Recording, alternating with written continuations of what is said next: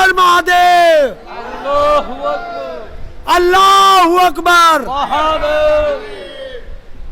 तोड़ो, कैसे तोड़ोगे? देखिए आज ही नहीं है, आप इतिहास उठाओ, जब जब ज्यादा जुल्म बढ़े हैं वो हरियाणा ने झेले हैं, और हरियाणा ऐसे जुल्मों का जवाब देने के लिए सक्षम है।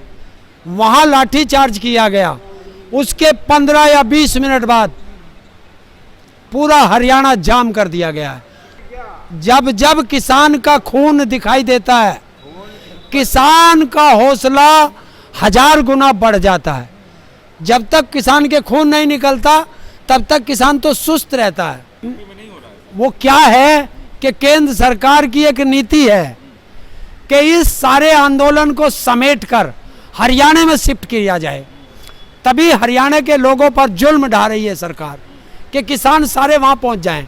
इनको ये पता नहीं है कि ये भारत का जो किसान है ये राजनीति में भी तुम्हारा बाप है, वो सब समझता है, और हरियाणा की जनता सक्षम है इन जवाब देने के लिए। तो ऐसा नहीं है, उत्तर प्रदेश में भी जब जब ये थोड़ा सा मुंह उठाते हैं किसान इनका फन दबा देता है। वो सिसोली में देख लिया होगा, मेरठ में देख लिया होगा, गढ़ में देख लिया होगा। तो जहाँ जहाँ ये नेता फन, सिसोली में किसानों ने हिंसा की थी। हिंसा नहीं की थी, फन दबाया था थोड़ा सा। सांप का फन दबाना भी जरूरी है। जब सांप काटने के लिए आता है तो उसे दूध नहीं पिलाया जाता, कैसे दबाया जाता है? वो ऐसे दबाया जाता है कि जब किसान लखनऊ जाने की बात करता है तो सरकार किसान का बक्कल उतारने की बात करती है। और वहाँ गांव के थोड़े से बच्चे थे, उन्होंने कहा कि बक्कल ऐसे उतारा जाता है, वो सरकार को बता दिया था। वो हरियाणा का मुख्यमंत्री एक कहते हैं ना पड़ी लकड़ी लेना, तो ये पड़ी लकड़ी ले रहा है और ये सरकार का चहेता बनना चाह रहा। अपनी कुर्सी बच नहीं रही और ऊंचे ख्वाब देख रहे हैं, क्योंकि वहाँ का जो गृह मंत्री है वो बिज्जू दाढ़ी वाला बिज्जू, अरे बिज्जू है जो पैरों में घुसता है, तो वो सोच रहा है कि मैं हरियाणा का मुख्यमंत्री बन जाऊं, और खट्टर को अपनी कुर्सी बचानी मुश्किल हो रही है। वो लड़ाई उनकी है और खींच उतार रहे हैं किसानों पर।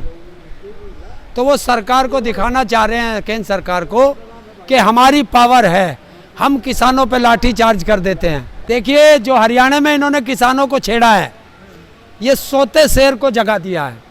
अगर मेरा हिसाब था कि हरियाणा से लगभग 10 लाख लोग आएंगे, ये उत्तर प्रदेश सरकार को ही नहीं भारत सरकार को भी बड़ी चुनौती है, और पूरे वर्ल्ड की निगाह लगी हुई है इस महापंचायत पे।